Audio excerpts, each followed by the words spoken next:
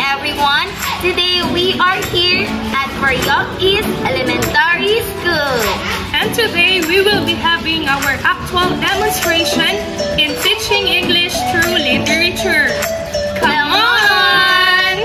Good afternoon, class. Good afternoon, sir and classmates. Okay, before we start our day or this afternoon, let's start first with a prayer. Who wants to lead our prayer? Okay, Annie Rose, can you lead us in front? So, ano yung sinabi ko kahapon or our practice in prayer? Number 1, we put our hands together like this. Close our eyes and then bow our heads in the name of the Father. The name of the Father. Son, Holy Spirit, Amen. Our Father in heaven. Holy be your name, your kingdom come, your will be done, on earth as it is in heaven. Give us today our daily bread, As forgive us our sins, as we forgive those who sin against us. Do not bring us to the test, but deliver us from evil. Amen. In the name of the Father, the Son, the Holy Spirit. Amen. Okay, before you take your seats, I want you to look out. Below your chairs and tables, kung may mga bata, tignan niyo mga bata. And then, pag meron, ilagay niyo muna sa inyong mga bag. And then, please arrange your chairs. Ayan, i-arrange niyo yung mga chairs ninyo. Ayan. Yusin ang mabuti. And then, I want you to raise your hands. Okay, shake, shake, shake. Put it in your table. Okay. Ayusin yung table ikan. Okay. Now, let's recall our classroom room. Okay, these are the classroom room. Can you read it? First one, who wants to read? Okay, Annie Rose, louder. listen attentively. Okay, listen attentively. Ayan, kapag nagsasalita si teacher, anong gawin ninyo? Okay, number 2, Evana, can you read? Okay, engage respectfully. Kailangan niyong respetuhin ang iyong mga classmate kung sila ay nagsasalita. Is that clear? Okay, next one. Next one. Okay, read everyone. Okay, Andy, lovely. Always follow instructions. Okay, always follow instruction. So, kapag may binibigay si teacher na instruction, listen, kailangan natin sundin ha, hindi natin inuunahan yung teacher, okay? Okay, next one, raise your hand if you want to speak. Kung gusto nyo na magsumagot, kailangan itaas ang iyong kamay. And lastly, basahin, nurture a positive attitude. Kaya, kailangan maging mabait kayo ngayon para sa ganon ay makakuha kayo ng premyo or award. Sino gusto ng ganon? Very good. Now, before we proceed, let us check your attendance first. Okay. So, girls, who are the absent today? Okay, none. Very good. How about the boys? Very good. You are all present today and I'm very happy. With that, let's give ourselves 5 claps. 1, 2, 3, 4, 5. Okay. Continue yung mga, you should continue the trace, mga bata ha? Okay, very good. Now, can you still remember our last topic, last meeting? Ano yung napag-aralan natin last meeting? Sino nang kakaalala? Ayan, daily? Hindi yung daily routine. Ano yung napag-aralan natin last meeting? Okay, we have the elements in the story. That's good to hear that you still remember what was our last topic, last meeting. Now, can you give me what are the elements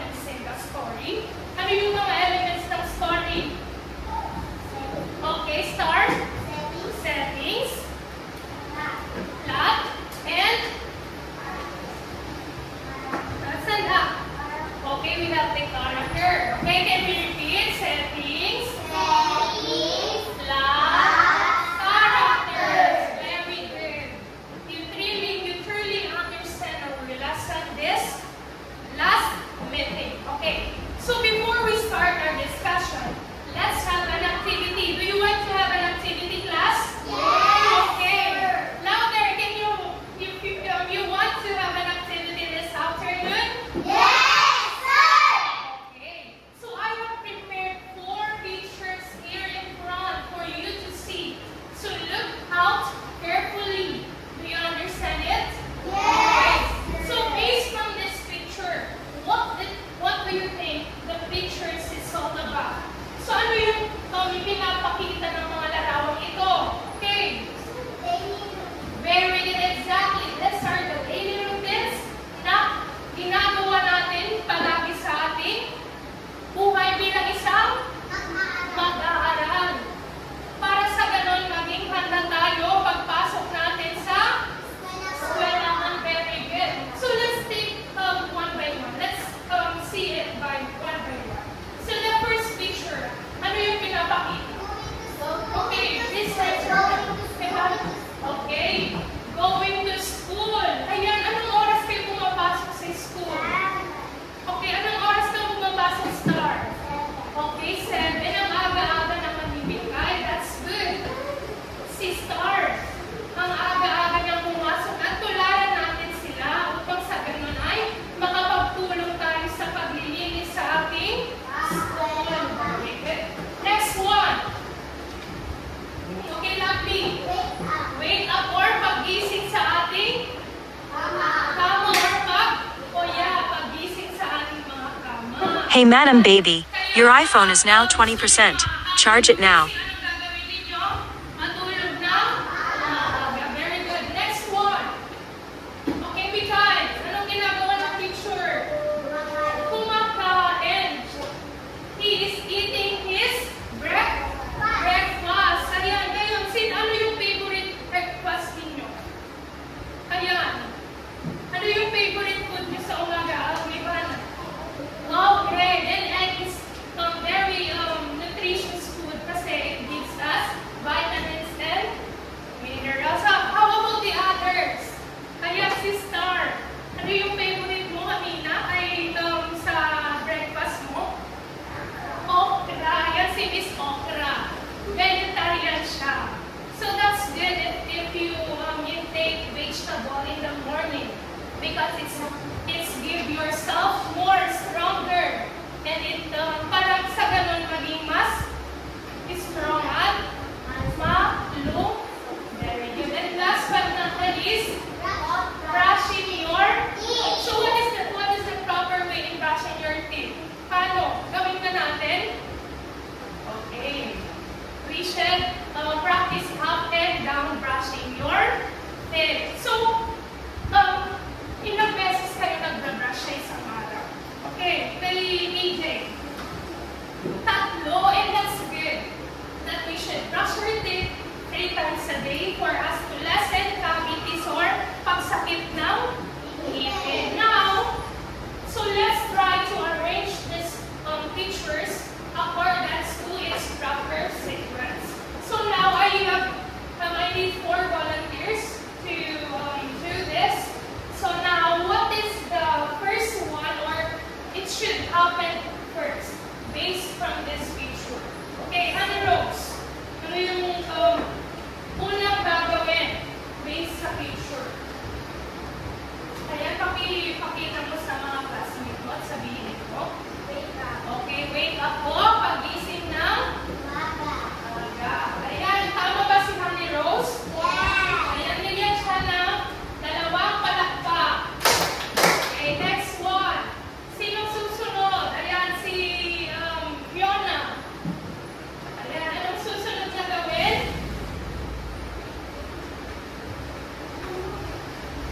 Ayan. Pakita mo sa mga class. Anong ginagawa niya? Okay, brushing. Teeth. Okay, very good. Pagpigyan din siya ng 2 palakpak. Okay, next one. If nag-wake up ka na, then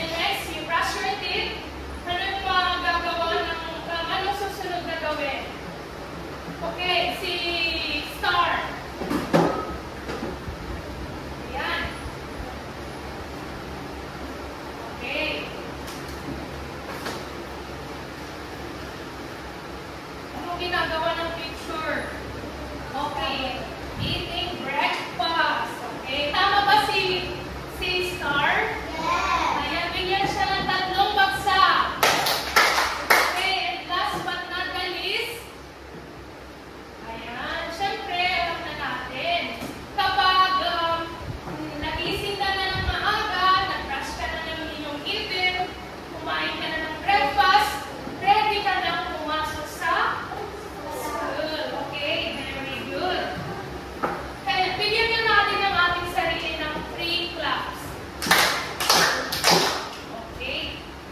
Okay, class. Now I will read you a story. So, who wants to listen a story?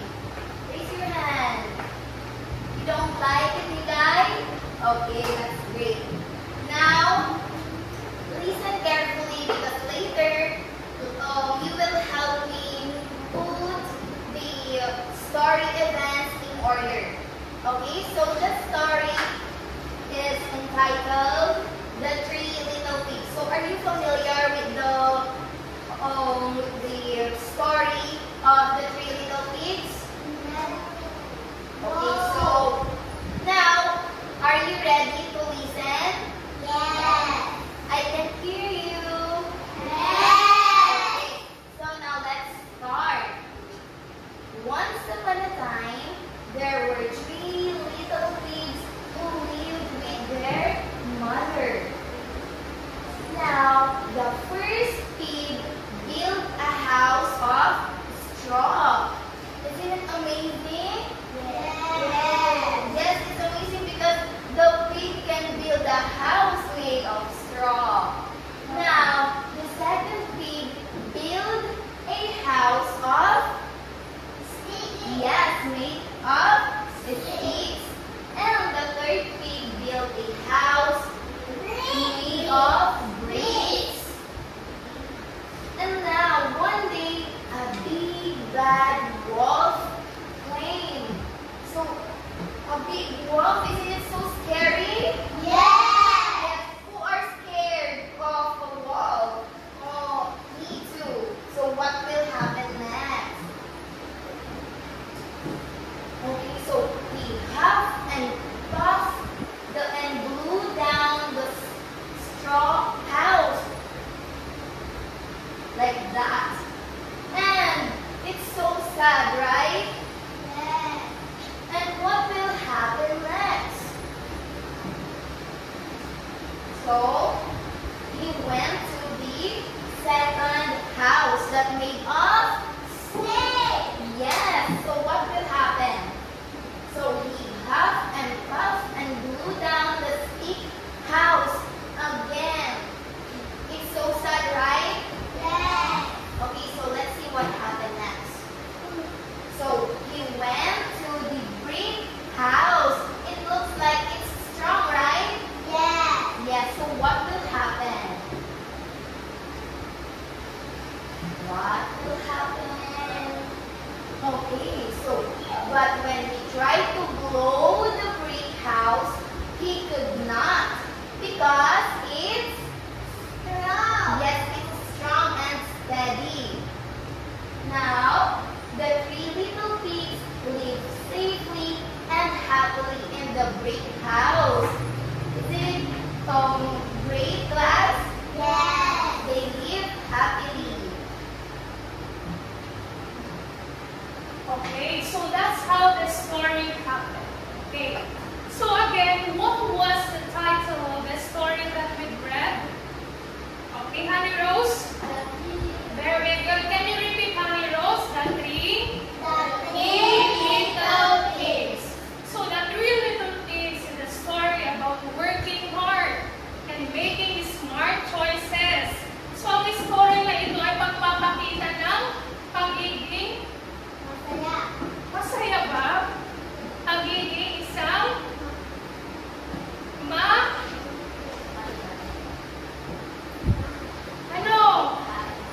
malikhaing tao.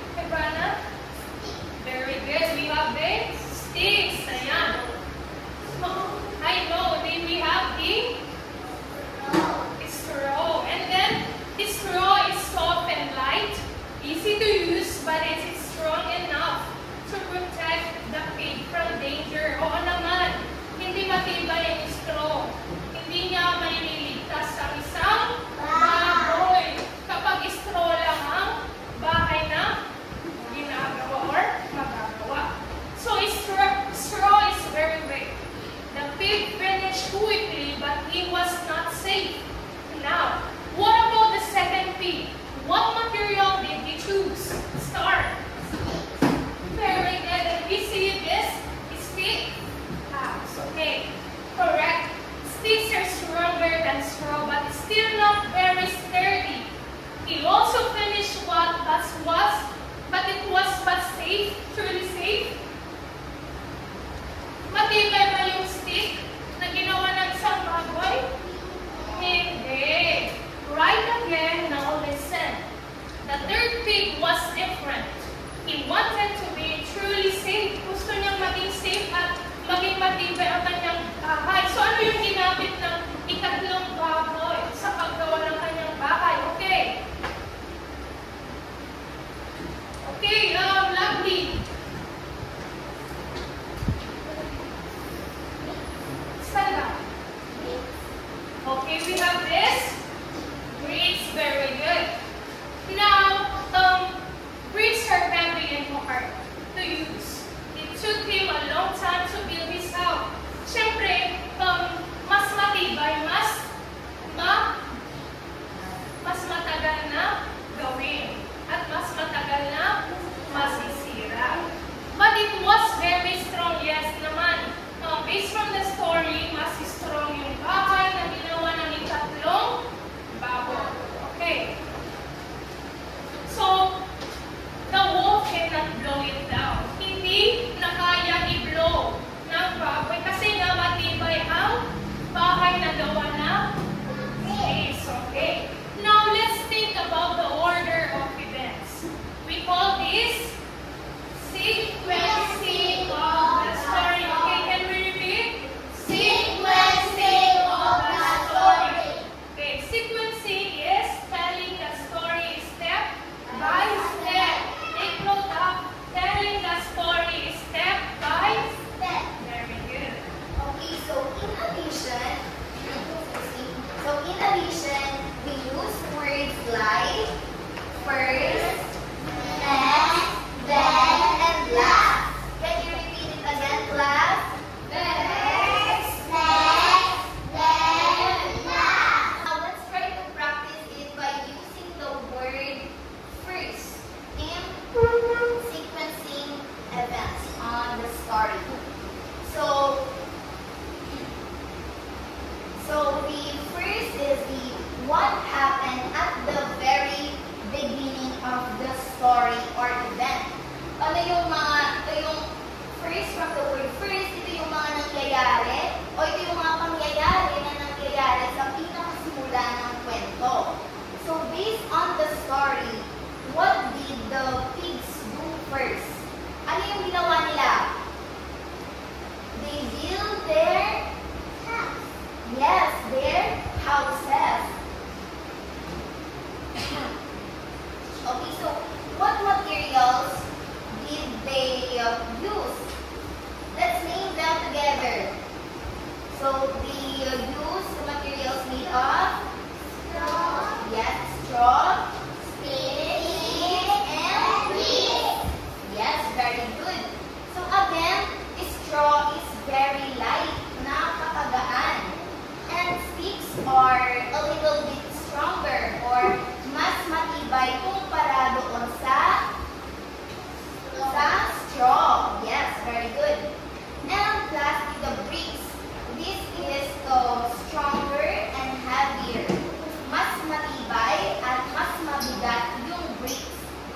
Okay, so the pigs made different choices about how much effort they wanted to give. Now, let's proceed to the word next, which is the part of the sequencing event. Now, next, it tells what happened after the first event. Did you get it, class? Did you get it? Yes.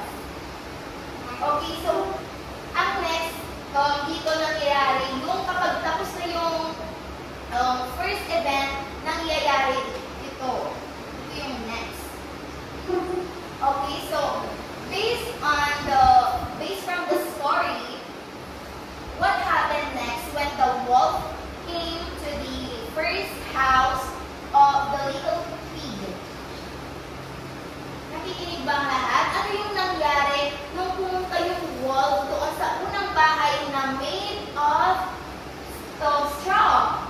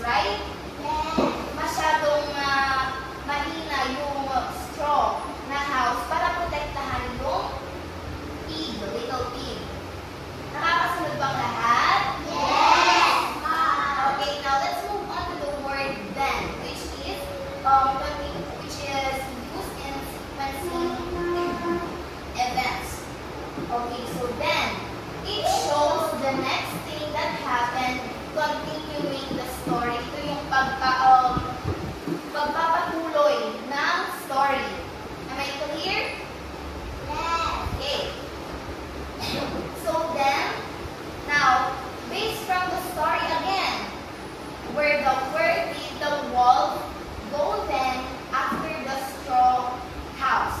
Saan siya pumunta? Saan pumunta yung wolf pagkatapos niyang patumbahin yung bahay na gawa sa straw? Okay, start. Yes, very good. Pumunta siya sa bahay na gawa sa sticks. That's right. So, okay, so stick house was a little better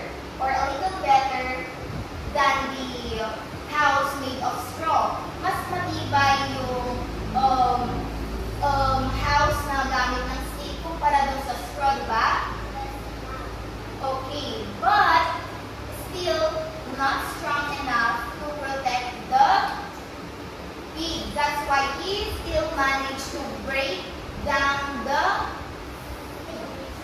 house made of sticks. That's right. Now, okay, so what did he do then? Ano yung ginawa na naman ng wolf para patumbahin yung bahay na gamit ng sticks? Yes, very good. That's right. He have and puff again the house made of sticks. Now, the two little pigs, now both the straw and stick house were gone. Wala na. Now, the two little pigs had to run quickly and find safety. So, saan kaya sila pupunta? Now, let's discuss what happened next. So, lastly is the part of the sequencing events. So, lastly, it is the final part or ending of the story. Ito yung wakas ng story. Lastly, dito yung nagtatapos yung story. Okay? Yes. Understood? Yes. 1, 2, 3, eyes on me. 1, 2, 3, eyes on you. Okay, are you awake? Yes. Okay. Now, lastly, the wolf went to the brick house. They went to the wolf went to the brick house. So, did he manage to break down the house made from brick? Napatumba ba niya yung bahay na gawa sa bricks? No. Yes, it's a no. Now, that's right. So, the brick house was strong and steady because the third pig took time to build it properly. So the wolf couldn't destroy it. And all three little pigs were finally safe inside. Are they happy? What do you think? Are the three little pigs happy? Yes. Are they safe? Yes. Yes, very good. Okay, class, do you really understand our lesson for today? Yes. So for me to know if you really understand our lesson for today, let us practice and apply what we've learned today. So I will be grouping you into two groups, and this will be your group activity. So the first column will be group 1 and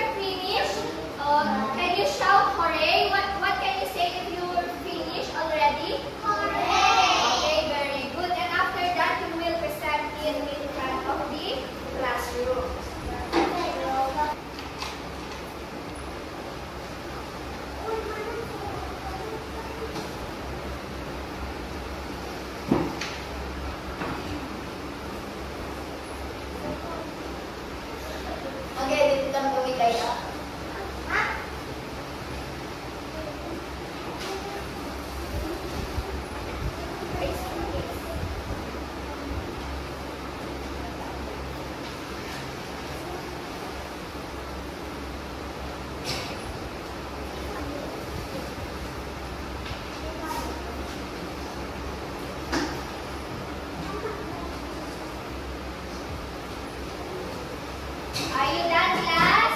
Yes!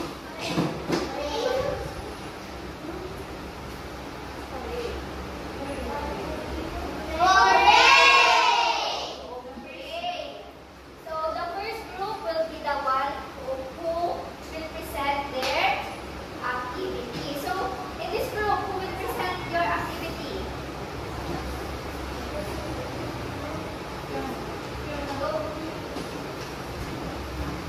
Okay, Fiona, who will present it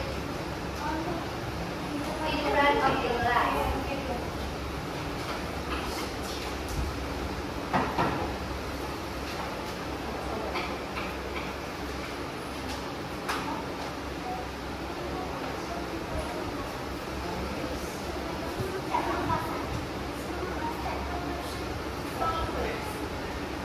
First paragraph.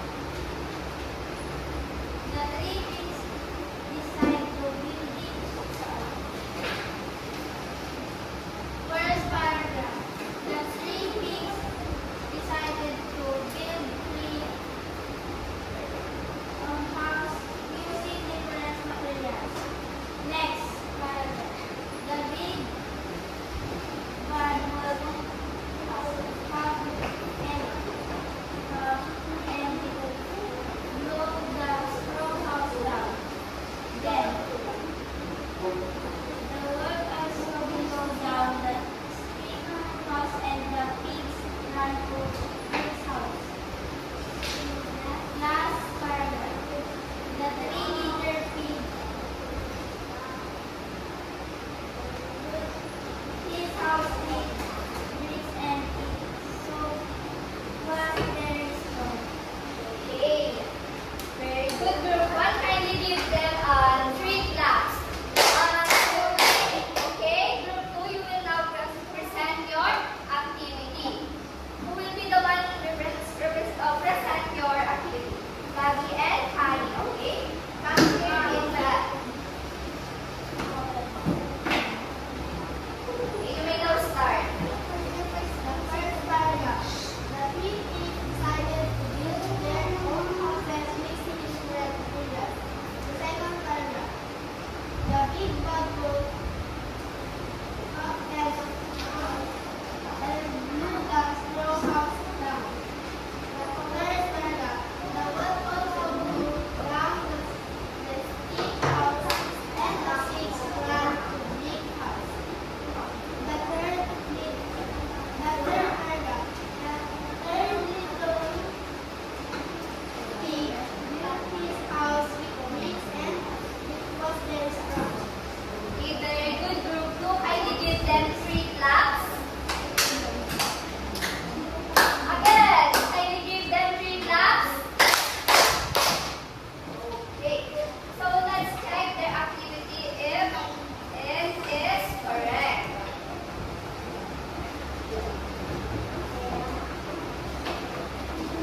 So the first scene of the story is that the 3 pigs decide. Before that, kindly arrange your chair.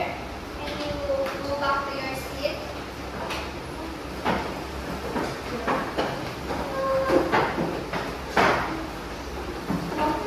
Okay, settle down. 1, 2, 3, eyes on me. Okay, so the first scene is that the 3 pigs decided to build their own houses using different materials. So the next scene will be the big bad wolf. Keep quiet, class. The big bad wolf huffed and puffed and blew the straw house down. So and then the wolf also blew down the stick house and the pigs ran to the house. And lastly, the little pig built his house with bricks and it was very strong. So all of your activity is correct. Kindly stand up and let's give yourself an amazing clap.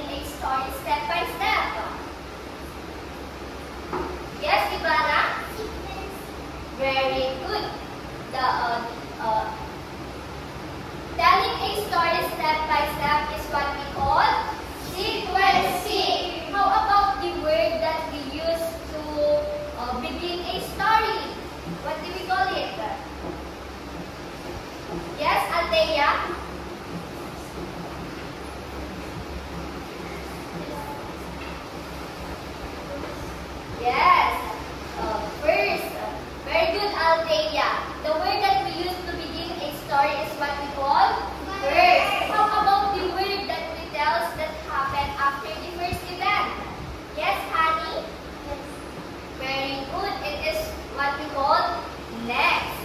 Next one. It shows the next thing that happened continuing the story. Yes, star? What? Very good. It is what we call then. And lastly, the word which means the final part or the ending part of the story. Yes, lovely? Last. Very good. Last is the word that we use in the final part or the ending part of this story. Very good, class. You really understand our lesson for today. Can you give yourself 3 claps? 1, 2, 3.